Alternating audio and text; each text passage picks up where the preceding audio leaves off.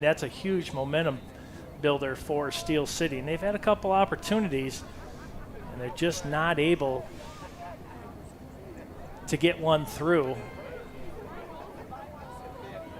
on Paige Smith.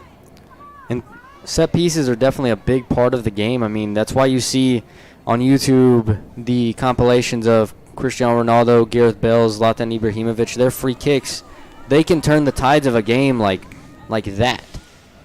So it looks like we are back live now. There it is, the equalizer. What a goal!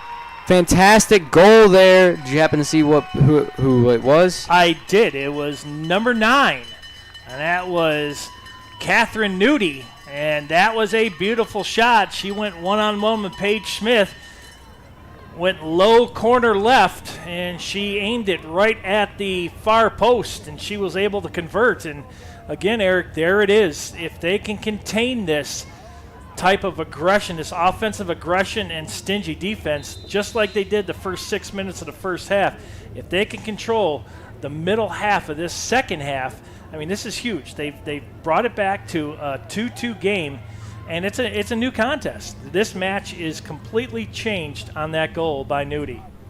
Absolutely, and once again, we apologize about the connection issues. It looks like we finally came back just in time for the goal.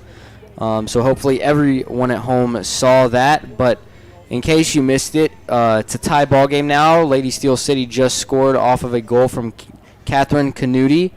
And what a shot, too. It was fantastic. We definitely hope everyone at home got to see it. We're about 50 minutes into the contest today with a tie game right now, 2-2. And whoa. You talked about that acrobatic throw-in from the far touchline. That one went right in front of, let's see, who was that? That's Mosalahi in goal. And, man, oh, man, that went right over the top of the crossbar. That's a dangerous play. But you know who their throw-in artist is going to be for Peoria every time, and you better be set because she's throwing it in from the touchline halfway across the field. And she's making it look easy. She's most certainly making it look easy. Yeah, I'm trying to catch that number. Looks like it's number 9 for them also. That is the throw-in expert. It looks like Kaylin Steffens, the midfielder. Well, I tell you, I don't know how you train for that. Yeah, I don't know how you would train for that either. And a bungee cord maybe? Possibly. Wow. I would have to do it in a trampoline park where you can fall onto another trampoline. Yeah, again, if you were to, that was me. Forget about it. Call an ambulance. That's not happening. You know, the game of soccer, I remember growing up and going to the old Chicago Stadium, watching the Chicago Sting play indoor soccer. That was amazing that they were able to play like that, and that's pretty much where I got my first taste of soccer, you know, and soccer seemed to have faded away except for the international game, and, you know, MLS brought it back onto American soil, but still football overseas, as you mentioned, the Premier League and all these teams, it's a way of life overseas. It really is. I mean, you've got your cities that are either Man U or Manchester United. What's the other one? You got Man City. Man City. I mean, gosh almighty. I mean, those cities are just separated by, you know, what's Man U? They're red and white, I believe. They're the Red Devils. Yes. Oh, my gosh. Manchester United Red Devils, yes. Yeah, it's almost like a religion over there. I mean, it's you're either with them or you're without them. I mean, there's some strong feelings when it comes to football overseas. And the stadiums over there, you can't find a seat anywhere in these. Well, during COVID, unfortunately, they had to pipe in sound. But now that some of the restrictions, I'm not sure what it's like overseas. But here, you know, here at the Page Medical Group Field, we're back up to 100% capacity. You know, our numbers are so low that, you know, they've pretty much opened up the entire state again. But I'm not sure what's going on overseas. But, you know, to put people back in the stands, the rabid fans that they have over there, You've got football in Mexico that is just, I mean, it is an international sport that is loved by millions, and I mean millions. Yeah, absolutely. And a good thing that they have over there is they have like the tier system. So over here with the MLS, you don't have promotion and demotion. Over there, if you are the last 3 teams in the Premier League, League One, you get demoted, and the other teams from the division below come up and take your spot. So realistically, any 2 and within 5 years be in the Prem, which is an absolutely amazing thing to see. I wish we had something like that over here, especially for soccer, because that would give some of the MLS teams some competition. Over here we have expanding. Right. New franchises can be bought. My team that I support, Atlanta United, only came into the MLS, a couple years ago. I believe it was in 2017, and we ended up winning the title that year. But is that the team? Where's that? Is that the one from Atlanta? Mm-hmm. Okay, now they play at the Mercedes-Benz Dome, the new one, right? Yes, we do. And that, I'm trying to remember how it goes. I know that they lower a banner and it covers the entire upper deck, and they just have the lower deck, I believe, for soccer. But the fans down there are absolutely crazy about it, and that's got to be a neat stadium. I saw it when I drove through Atlanta. A lot of good things going on. You've got they've pretty much moved from the old stadiums, the Fulton County stadiums, the what was the one before, the Georgia Dome. Yeah, Georgia Dome. And now you got Mercedes-Benz, and like you said, you've got some great teams down south. And as you mentioned, to get that title right out of the gate, that's pretty important. It was very important. And then we ended up losing Almiron to Newcastle over in the Prem. And as soon as Almiron went, it was kind of like we started to go downhill right away. He was a big piece for us in the midfield. Martinez didn't have as great of a year in his second season. But the MLS is just, I wish it was a little bit more competitive, because the Prem, every week, every point matters. In the MLS, if you start doing bad, it's just kind of like, okay, we'll write it off, see you next year, start to improve. There, you're fighting for relegation. You're fighting to stay in that league, and every single point matters. Well, here with the UWS, I was talking to one of the coaches, and they were telling me about the UW1s and the UW2s. The 2s yesterday won a very, very important contest. They won 4-3, and this is the tier that the 2s are trying to get to, is the 1. It's the move up to the next higher tier, as you were talking about. And you're right. I would like to see that. I would like to see these teams become more competitive and mean a little bit more. I mean, like overseas, every point is so important. And the passion runs deep. It's not that we don't have the passion here in the States, but it's not like it should be. I totally agree with you. It's really not. And like we were even saying earlier, it's not even just about staying in the league, promotion, relegation. If you're in a big league, you have a chance at a Champions League spot, at a Europa League spot. Those are the big titles that you're wanting to go for. It's like Leicester City, 1 point off of getting a Champions League spot this year. Even though they're getting a Europa League spot, I'm sure that hurts them, especially considering out of their last 5, they lost points on 3 of them. Well, actually, they lost points on 4 of them because they drew their last game. You get points in any of those games, then that moves Chelsea down to the 5th spot, and you get their Champions League spot. Boy, some big names you just brought up. That's crazy that some of these, I would call them Hall of Fame names, with these teams finding their way in and out of these leagues. And I think financially is it's a huge, huge sport over there. The biggest names in the world playing overseas and in the Premier League. And I tell you, the money is ridiculous over there. A fantastic save there from our new keeper for Lady Steel City FC after a great chance. Some great play there from MSC Peoria. As we get back into this UWS matchup, we are about 60 minutes into this contest here. I really like how Mosalahi, she didn't get too aggressive, kind of stayed back into the box a little bit and let the play develop before she went out there.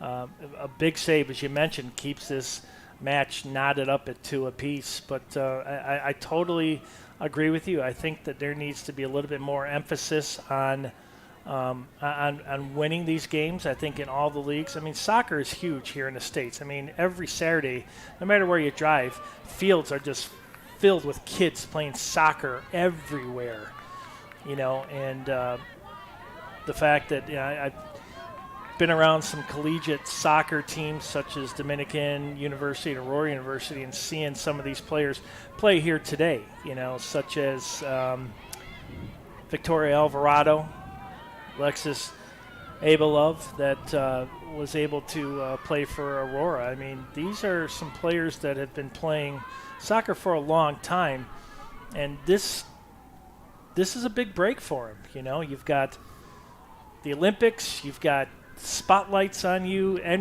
any level. I mean, you could have, like you talked about, one of the players from Atlanta's team got picked up by a Premier League team, and poof, he was gone. And he's making millions. I mean, millions overseas. What did that say about how good a player he was? As you mentioned, the play kind of went downhill a little bit for them because he was such a great player. You have them on every team, and you need to be able to utilize and use the resources around you as a great player, as Michael Jordan did back in his days. He made everybody around him better. And that's what we like to see here at Steel City FC. I definitely think that our goalkeepers definitely make our defense better, especially for every team in soccer. So that is one thing that needs to be picked up here for Steel City. The defense needs to start listening more to the keeper and how she is directing them, because that's a definite thing that's came out here in this first half, and in the second half, the defense kind of splitting apart, not listening to the keeper, and it's cost us. It's cost us big here for Steel City FC. As we get another acrobatic throw-in, fantastic from the Peoria player. But that's just impressive to watch. You don't want to see too many of them because you don't want Peoria to really get that chance. But I tell you, every time she throws that ball in, there is a chance that ball is going to find the back of the net. That's how good of a throw-in from those touch lines. She is amazing out there. And we're going to be able to see it again here. I wonder if she's going to be able to do back-to-back. Nope, this time just going for a standard throw-in, relatively short. I'd be a little dizzy after that one. It's like the dizzy bat thing. I can maybe try it once, but not back-to-back. Absolutely not. And let's see here, just another normal throw, still a long throw coming in from Peoria, and it goes right back out for another throw-in here. This time going for Lady Steel City. Almost looks like Peoria has flipped that switch that we were talking about at halftime, that they know that it's 2-2, and the last time they were in this situation, they were able to put one behind Took. But Steel City, if they keep this pressure on, looking to stay aggressive. Some nice little 1-2s being played here from Steel City, trying to work the ball down the field. Unfortunately for them, it goes the other way. And Peoria now is in and has a good chance, possibly a cross coming in. Oh. Misplayed, and a great job by the defender to not let it get out of hand and clear it to about the halfway line. You're right. She was kind of between a rock and a hard space right there. She had to either take the ball or she had to take the player. She went aggressively and went straight toward where the ball was at, leaving one of the midfielders and the attackers wide open in front. But yeah, unfortunately that's a breakdown defensively, when you're trying to go player to player such as this, and it's very hard to do. Alvarado had to make that split-second decision, and she ended up coming back and able to get that ball out of there. And there's an old saying, the ball can beat me or the player can beat me. Not both. No. Looks like we have our first substitution. As you mentioned, it's about halfway through the second half, and that's going to be the first one. Unfortunately, we do not have a line judge here holding up the numbers of the subs, so looks like we will be trying to pick out that player. If we don't get them to them right now, we will be trying to do that throughout this second half. And a header. It goes in as a own goal there from Lady Steel City, and that's going to be another lead change, this time going to MSC Peoria, scoring their third of the night. Well, Alvarado and Anderson were in the right place at the right time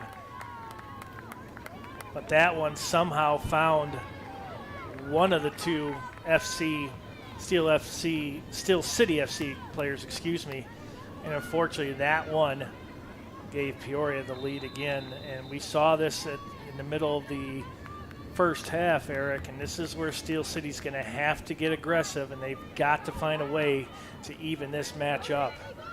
As the ball gets right by MSC Peoria defender, as Steel City tries to play it down the wing, get aggressive, and it looked like it went out off of a Peoria player, so we are going to be setting up for a set piece here from Steel City FC.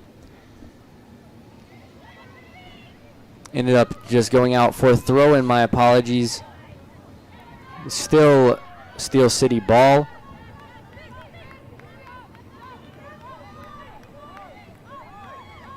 Anderson with it now. She's got to be really careful with this, and that's a long, long pass forward.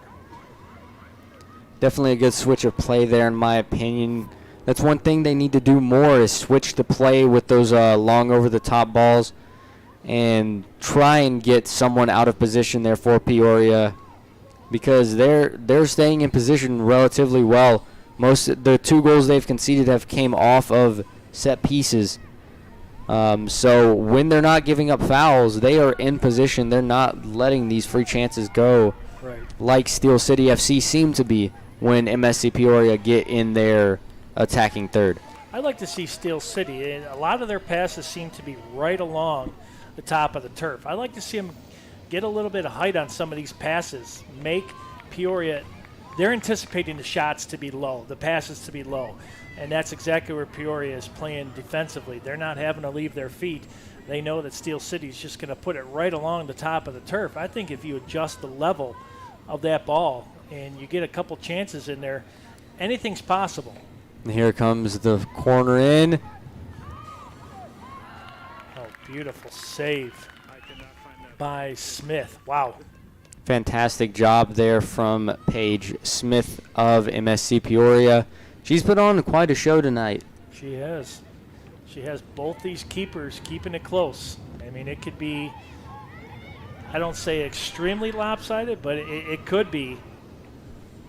As we see some of this wing play utilized today, a good corner, or a good cross in, and the ball is now going to go out to a Steel City FC player. Trying to get it clear off the shot, deflects off of a Steel City defender there. Now the ball is going to go out, and it's looking like it's going to be a goal kick here for Steel City FC. Yeah, I think a little bit of sense of urgency here on Steel City. They're going to have to play this ball forward. They're going to have to really, really become aggressive. Not to the point where they're playing outside of their game plan, but they have the speed. They're just, some of their players, if we take a look on this field right now, they're all clumped up in one area, and that right there is a sign of danger, especially if you're Peoria, and they see that. They're more spread out when it comes offensively, able to get shots like we just saw. And that shot goes out of bounds a little bit. And going to be another goal kick here for Lady Steel City, but I definitely agree with you. The same thing was happening last week, too, from what I noticed. Players were just clumping up for Lady Steel City, whereas the Mustangs stayed wide and attacked those globs of players. They just need to stay in position for Lady Steel City. Stop clumping up. Trust the woman to your side, yes, and know that they will cover you. You don't always have to be right on top of them. Even if you get beat a little bit, you should have the confidence in yourself to take the right angle to get to the ball and get it back from the attacking player. It's one thing I would definitely like to see more of from Lady Steel City tonight. Aggressive play forward there by Steel City. Oh, that looked like an aggressive tackle. Again, they've let them play. Oh, they're going to give that to Peoria. Wow, from up here, definitely looked like it was going to go Steel City's way, and another Steel City player very slow to get up.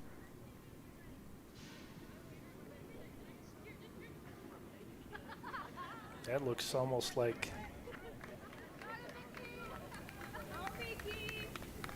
Alvarado.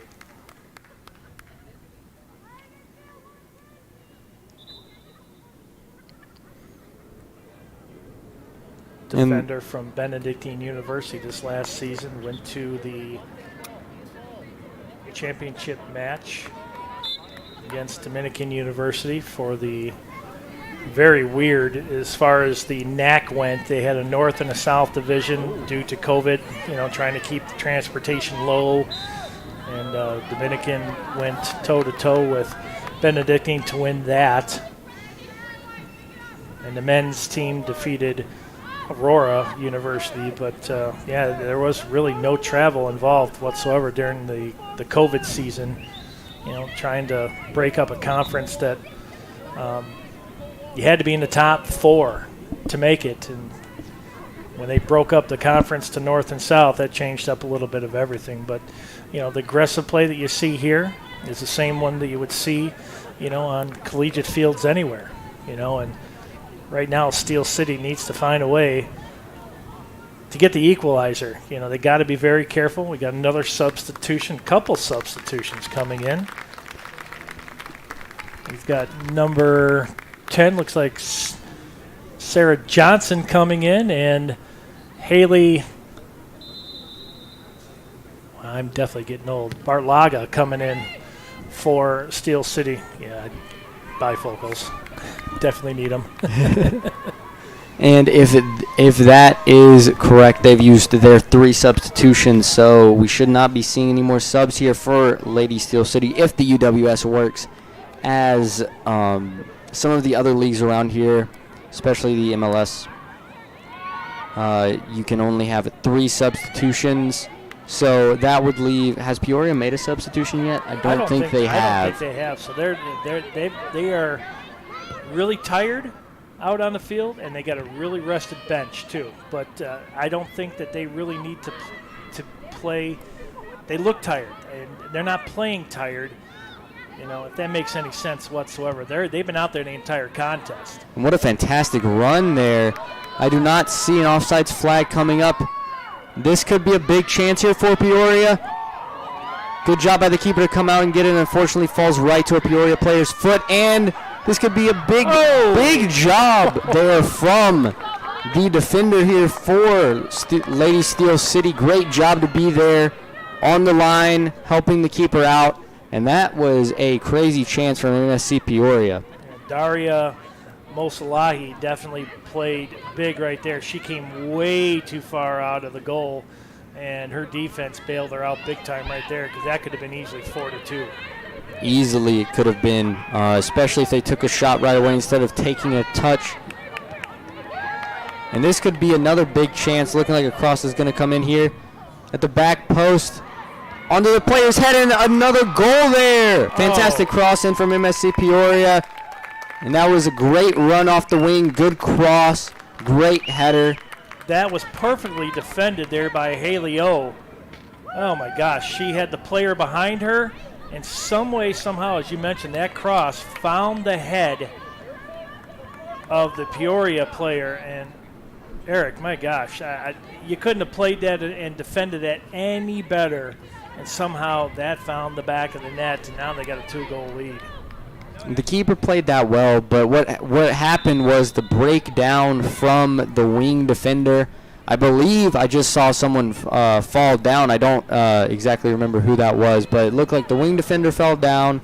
Ball got played down to the wing, and then a fantastic cross came in from Peoria to give them that chance at the back post, and it just found the head of the Peoria player for that goal to put it 4-2 here about 70 minutes into the contest in the UWS Lady Steel City versus MSC Peoria here at DuPage Medical Group Field.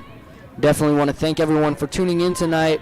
We have had a good viewer count all throughout. We appreciate everyone, regardless of if you are a fan of MSC Peoria or Lady Steel City. We appreciate you tuning in to the broadcast tonight here on the Steel City FC YouTube channel. We'd like to thank everybody watching on the YouTube channel, your comments, and fortunately, if you're a Steel City FC fan, they're down by 2. But they played a really good contest up to this point. They've had a couple breakdowns defensively, and unfortunately, that's come back to bite them. It has come back to bite them, as it did last week against the Mustangs. They just need to step it up defensively and figure out, are they going to run 4-3 at the back? It seems to be everyone's out of position at some point, and it's costing them goals. It is. They just need to figure out what defense they're going to run with and stick with it. Everyone needs to stay in their position. As I've said all throughout this game, the defenders just seem to be out of position too much for this Lady Steel City team. And it's costing them big time as they are down 4-2. They've conceded 8 goals in the last 2 games, and that's just not acceptable if you are the Lady Steel City coach here. I agree. You know, this team is built to not come back right now. This is a team that they have to get a couple goal lead because they know that they're going to give up a couple goals here and there. But, you know, if they get up ahead by 1, we've seen what Peoria is able to do as they come back, you know, just ferocious attack. Once they get down, they realize, and they bring a different game to the table. It's a lot more aggressive, but yet more patient at the same time. They know where their players are. They're in the right place at the right time. They're not clogged up in certain areas of the field. And well, I tell you, their defense right there in the middle third, Peoria is very, very strong. And, you know, there's a reason why they're 2-0. You know, they've played really, really good soccer. Steel City FC is not, that was a handball. But Steel City FC, they play, and they play hard. It's just this team right now, if they get behind, that seems to be the Achilles heel. They have a hard time getting out of that rut. And that's also one more thing that we did not know earlier. Throughout the standings that we listed, we didn't mention how many games everyone has played. So the Mustangs do have 18 points out of 6 games. Peoria has 6 points out of 2, whereas the Kicks have 6 points out of 5. Lady Steel City have 3 points out of 6, and Indiana Elite FC have 0 out of 4. So not everyone has got to play all of the same games yet due to, you know, rain and all these other natural things. But 18 points out of 6 games and 6 points out of 2, it's looking like possibly 9 points out of 3. Those are some incredible starts for the top 2 teams in this Midwest South Conference. Sure are. And when you can get that early lead, you can kind of play some more players that normally wouldn't start contests, you know, get them ready for the postseason run, you know, and build that confidence. Right now, if you're the Mustangs, like you mentioned, at 6-0, their confidence is running high. They get out to a lead, and they really keep the foot on the gas. Yeah, that Mustang team applies pressure, but they also know how to keep possession and be smart with their play. Is that not foul? That definitely should have been a foul, at least what it looks like from up here in the booth here at DuPage Medical Group Field. Looked like it could have been a penalty that gave us a chance to see a 4-3 game here going into about the 77th minute. Well, there's not much stoppage time, I believe, here in the second half up to this point. So when it reaches 90, it's going to go to the watch. And there's not much time right now. That is, just as I say that, a Steel City FC player down over in the far corner. She's back up. Yeah, it's been a really, I mean, you got to give a shout out to the officials. They've been consistent. You know, you may not agree with the calls, but both teams have been aggressive. They've been allowed to be aggressive. You know, and the penalties, I mean, obviously the fouls that have been called were super aggressive. I mean, ones that you had to make those calls. But they're allowing each team to play, and I kind of like that because these tightly contested games, you know, a call here, a call there could go either way, and that becomes very dangerous. But I like the fact they're letting them play. Yeah, there's definitely been a big thing about this game is they've been letting this Steel City team and Peoria just play on. Great block there from the defender for Steel City. But the refs have been letting the game play on, and they've been calling it consistently both ways. If the foul is 100% a foul, they're calling it. But if there's any in-betweeners, they've been seeming to let it go. Right. which is a good thing to see, especially since they're calling it both ways. Agreed. Definitely has to be fair, or, you're going to get some backlash from the crowd. Right. So big shout out to these referees. Their job is tough. I wouldn't want to be the one doing it. No. And, the fact that, well, there is a foul right there, and let's see if they're going to. No cards up to this point. Been pretty clean. But you talk about the fact that a lot of these teams, if you take a look at the record, you may say, well, maybe COVID had something to do with it. Well, some of the restrictions, especially here in Illinois, you're allowing more players to do more things, and a lot of contact here, no masks required, so they're able to get back at it again and not be so tentative. That they want to play the game. There's Alvarado. Looked like it went out off of a Peoria player, so they're going to set up for their next set piece here, coming off of a corner kick.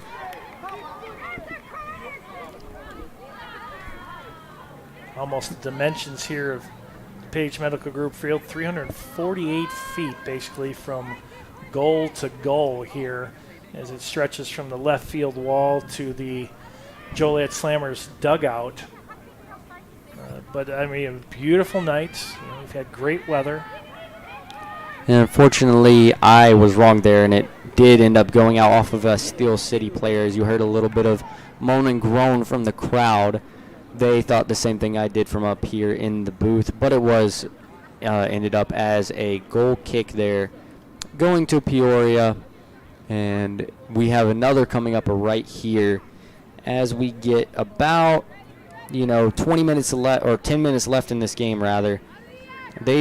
Steel City needs to step it up. They need to put their foot on the gas and keep it there, because you've seen the way they've been playing it. The flip of a switch, they could come back and tie this game up, at least get a point out of it, but they're going to have to make some moves and some plays that they normally wouldn't do. They're going to have to be really super aggressive, and they're going to have to try some longer passes. They're going to have to put some shots on goal. And the big thing that they need to keep in mind here is if they're going to be super aggressive, do not let those defenders get out of position in any way, shape, or form. I was just about to say you are so spot on with that, because as a defender, you want to be part of that play when you're trying to get back into it, but you don't want to become too much part of that play and leave a position and a spot wide open for Peoria to tack on another one. Especially with these central defenders. As you already see, it seems to be like they're playing kind of a two at the back formation. The wing backs are getting super forward as we concede another goal here to MSC Peoria, and I believe that is the dagger here in the 81st minute. Another goal for MSC Peoria off of some great play. As I was saying, looked like a two-defender set here for Ladies Steel City FC, and that just bit them when one defender got taken on. Gave us a basically 2-on-1 there with the keeper. Good cross comes in from Peoria. And who did we have on the goal there? Well, the assist is going to go to Patricia Lamana, and you're going to have to give Kaylin Steffens another goal. Well, that was beautiful. Again, Steel City FC out of position when Lamana was able to get that pass. As you saw it, that cross, she was wide open, and she put it past the keeper. And that one, as you mentioned, Eric, that could be the dagger, and Peoria is not taking the foot off the gas. Absolutely not. It looks like another cross is going to come in. Great save there, but a rebound goes right to a Peoria player, and within a minute, 2 goals for this MSC Peoria team. Wow. Fantastic first save. Unfortunately, falls right back into the feet of the MSC Peoria player, and that's going to put the game at 6-2. Yeah, that one hurts. Is that one pinballed amongst a couple players, but when you have that many white jerseys within the 12 to 6 yard marker there near the goal, it's hard to beat. As you mentioned, 2 goals in less than a minute, and we were looking at just a 4-2 game. Now is 6-2, and that's going to be very, very difficult for Steel City to. And here comes Peoria again. great through ball here. Another great. That one was a little overhit, but the first one was absolutely fantastic. And Bill, we were looking at a game here that we could have easily seen possibly a tie. Yes. Go to a 6-2 within a minute. Like, that's soccer, and it's a crazy game. It is. But if you play aggressive and you know where your position needs to be, you trust the players around you, you can easily turn the tide of a game within the flip of a switch. And we've seen that happen a lot tonight. The start of the game, we get an early foul for Lady Steel City, score a free kick. Then, MSC Peoria come down, get a goal of their own. Then they end up getting the second. And ever since then, it's been kind of a back and forth. Yes. Up until the 80th minute or so, right. MSC Peoria turn it on, get 2 goals, and take the game away pretty much out of Lady Steel City's hands. Well, I tell you, what was a very close contest, as you talked about. The last 5-6 minutes or so, this Peoria team, it's like you called it, flipping a switch. That's exactly what they've done, as they have tacked on 6 goals here tonight, and we started off with 1-0 right out of the gate with Steel City. And then it was just 2-2, and then it's just been all Peoria from that point on, and they are not taking their foot off the gas whatsoever. And again, you talk about goal differential. This could be important, is the more goals that they score, with the Mustangs being undefeated and MSC being undefeated but not playing as many games. This is definitely something that I think Peoria, it's not that it's like an unsportsman-like move here to try to tack on as many goals. This is for later on in the season, as you mentioned. Absolutely it is, because this will put them, if they win this, they've won by 4 goals, so that'll give them a 6-goal differential out of 3 games. It's a big thing, especially considering, like you said, Mustangs have played 6, they've played 2. After this one, they'll have played 3. That'll only put you, I think that would be, would it be 12, 18? It would be. I mean, that's a huge swing. And they could possibly get another one right here. Look at this play. Good job from the defender to touch it back just enough to get it to the keeper for Lady Steel City. But Peoria is not letting off the gas. They want to win. They want to catch up to the Chicago Mustangs team.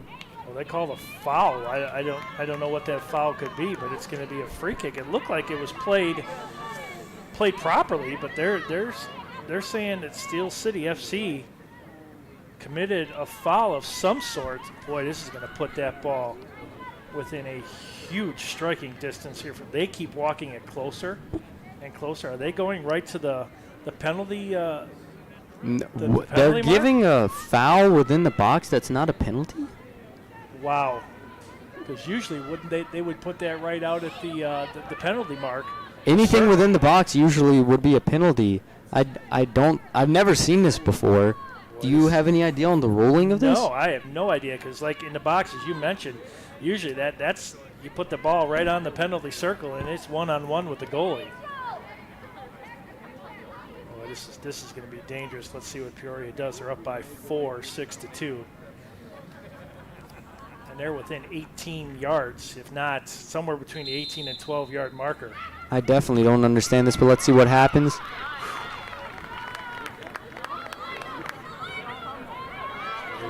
Get that one out of there, and I don't know, that hit a bunch of Steel City players right out front, but they were able to get that one out of there. That was dangerous. I don't know what the calling was on that, because it looked like it was played well by the defense. Kind of played it back and then ended up moving it back to the keeper, and then all of a sudden there was a whistle, and I don't know what that whistle was for, and that ball was between the 18 and 12 yards from there. I don't know what that call could have been. And another foul coming here. Some sloppy play here late in the game from Lady Steel City, and in my opinion, Bill, they're just going at it now. They are, they're a little frustrated, taking it out on this MSC Peoria team, and just hopefully we don't see any injuries come from it, because it looks like these defenders for Lady Steel City are going in just trying to win the ball, not concede another goal. And can you really blame them, especially after conceding 10 in 2 games? you definitely got to take a look at that. And right now they realize that they have the scoreboard and the clock in their favor as time is winding down here in the second half. Yep, if this clock is correct, we have about a minute left to play here before the injury time. So once again, we want to thank everyone for tuning in to this game, Lady Steel City versus MSC Peoria in the UWS on the Steel City FC YouTube channel. Feel free to subscribe if you're interested in seeing any more Steel City or Lady Steel City games. We will be broadcasting them all to this YouTube channel. And all of the Steel City home games will be played at DuPage Medical Group Field here in Joliet, Illinois. Get that ball away.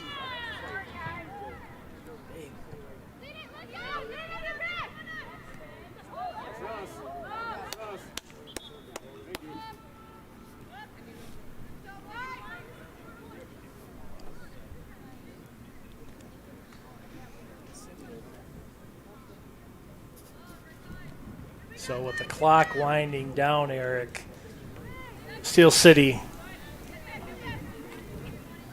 right now I think they realize that throwing in the white towel, they're conceding this one for sure.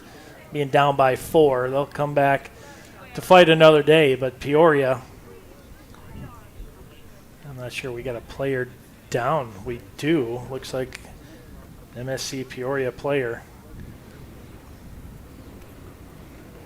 Right near the center line over here on the far touch side. So as we were just informed through the comments, thank you for the lovely comment, that was possibly a indirect free kick, and according to the website I'm looking at right now, it's Orlando City's MLS page. It says an indirect free kick is given when the goalkeeper commits a specific offense in his or her own penalty area. So I believe the goalkeeper committed an offense which led to an indirect free kick for MSC Peoria. We definitely appreciate the comments that let us know that an indirect free kick was happening. One of my favorite baseball players, Mark Grace. First base for the Cubs, checking in on the broadcast.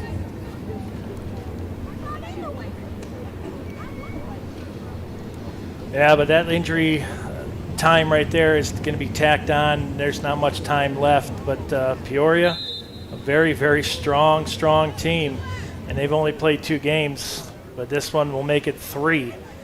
And this is a team that could put up a lot of goals, and I think could go toe-to-toe with the Mustangs. And that ball's going to go out now for a corner kick for MSC Peoria off of the Steel City keeper's hands. We'll see. They possibly could score another goal right here.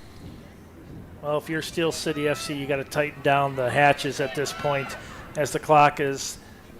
They are looking at their watches, knowing that we are in whatever injury time is, the stoppage.